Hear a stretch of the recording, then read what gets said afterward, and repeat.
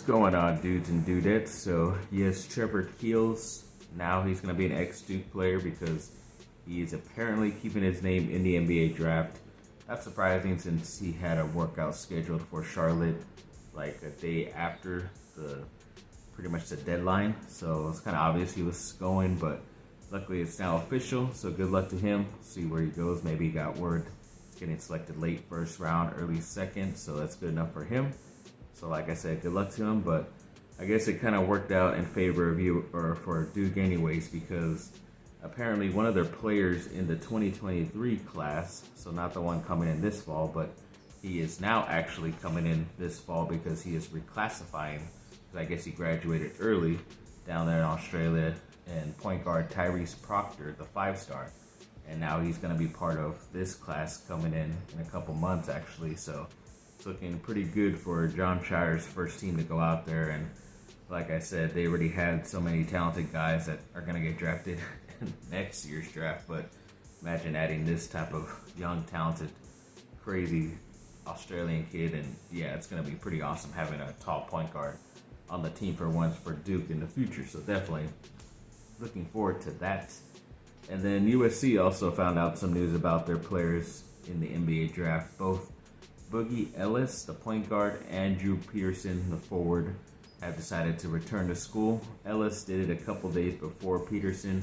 Peterson kind of waited for the deadline, but overall they decided to come back and run it back for one more year, make a deep tournament run, and build up your draft stock as well for the next draft and see where they go then. But yes, definitely a big step up for USC basketball to get these two leaders back, and we'll see what they could do, because later in this video they have a pretty tough matchup coming in a home and home series. But like I said, we'll get to that. And then the Lakers made it official the other day, announcing Darvin Ham. For some reason they had not put it on social media or Twitter or anything, a press release about him being officially their coach, but that is done. It's all done. They are having a press conference, I believe, on Monday. So we'll get to see him finally talk officially, the Laker emblem behind him. But yes, overall, hopefully it's all going copacetic right now with him figuring out his assistant coaches and everything like that, and having to maybe deal or not deal with Russell Westbrook as well. So we will see. And then Jason Tatum put up some pretty nice stats, even though he was a pretty bad shooter overall, missed a lot of shots, didn't score a lot of points. I think he barely made it into the teens for being the star for the Celtics that game one. But he did set an NBA Finals record in assists with 13.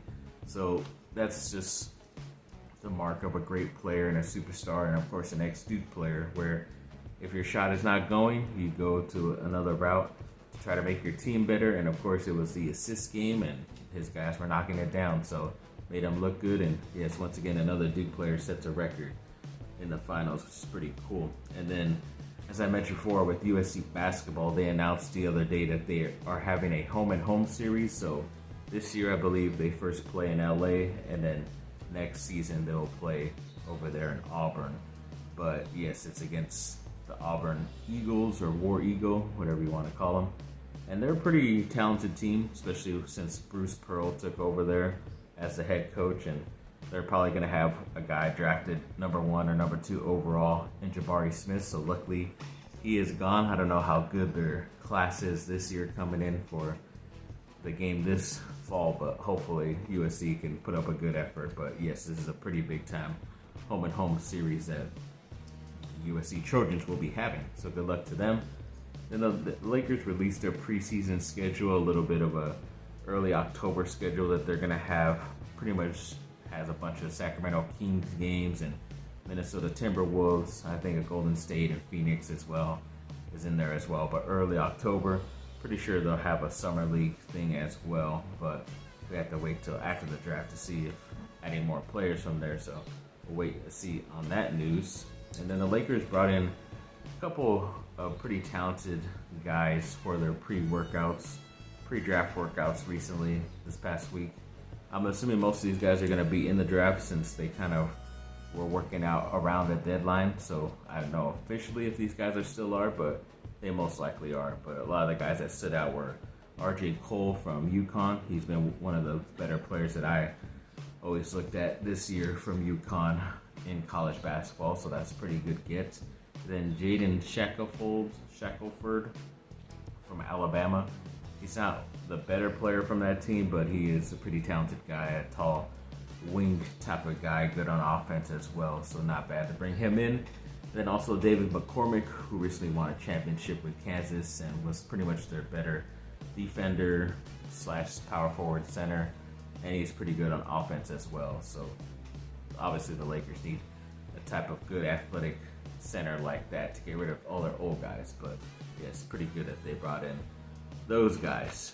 And then a couple of USC wide receivers that I was kind of surprised. I was going through like some old Matt Barkley highlights on YouTube the other day, and I'm like, wow, whatever happened to Marquise Lee and Nelson Aguilar? Because these guys were awesome. Obviously Robert Woods, but I don't have to mention him because he's been a top wide receiver in the NFL for the past couple of years. But yeah, those two, I haven't heard much news about them because I knew Aguilar was up in New England, but apparently he's been kind of pushed down the roster a bit. So as of right now, he's kind of like in the 4th position as their wide receiver. So he's not even top 1 or 2 anymore, which is kind of crazy to me. So they say he might get traded or even released, which is pretty crazy because he had a pretty great year with the Raiders before he signed with the Patriots. So I don't know what they're doing up there, but I would gladly like him on the Chargers, especially if we didn't have to trade for him, or if it was like just a 7th round pick.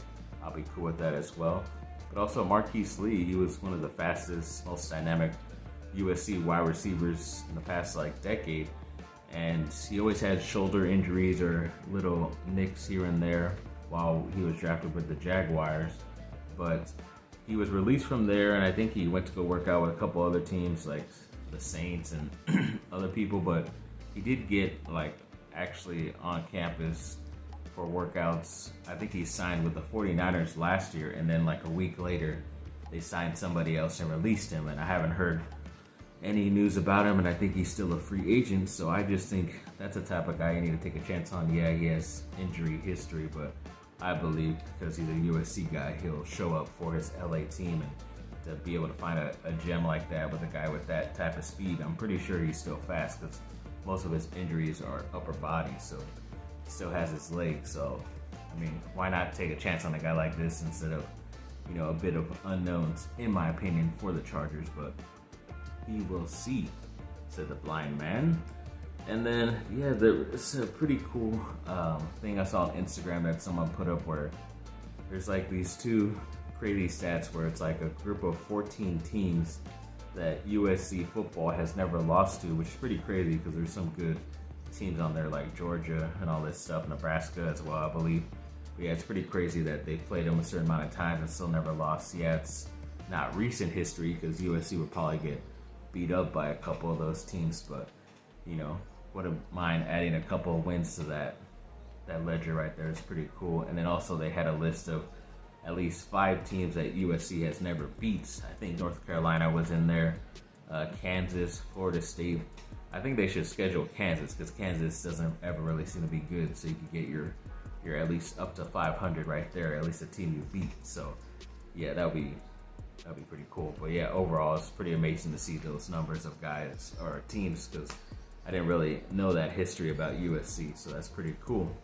Then to end on some miscellaneous news, yes, there are a lot of reports coming out that Michael B. Jordan is kind of going to be the official replacement of Henry Cavill for Superman, but I don't know, because he's kind of doing his own thing where it's kind of like a different type of Superman, like on a different planet of, I guess that's how the comics or whatever it works, but I think they can coexist, which would be kind of cool if the DC does like a Earth 1 and Earth 2, which I've heard is a thing in their universes.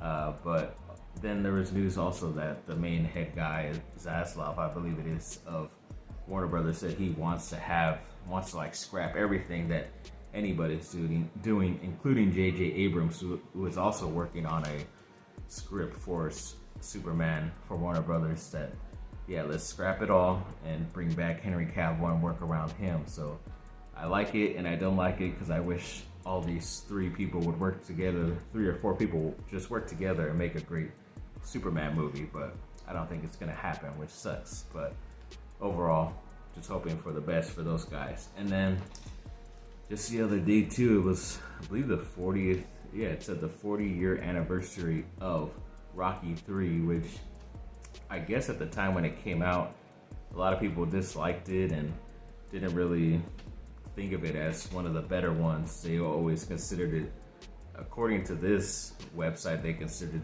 it as one of the worst. But I'm like, have you ever seen Rocky 5? I mean, that's definitely the worst of the bunch in my opinion, because that's like, that doesn't even feel like a Rocky movie at some points. But yeah, overall, I thought it was great. I remember watching it when I was a young lad in the 90s. And yeah, Mr. T, Thunder Lips, Hulk Hogan is in it.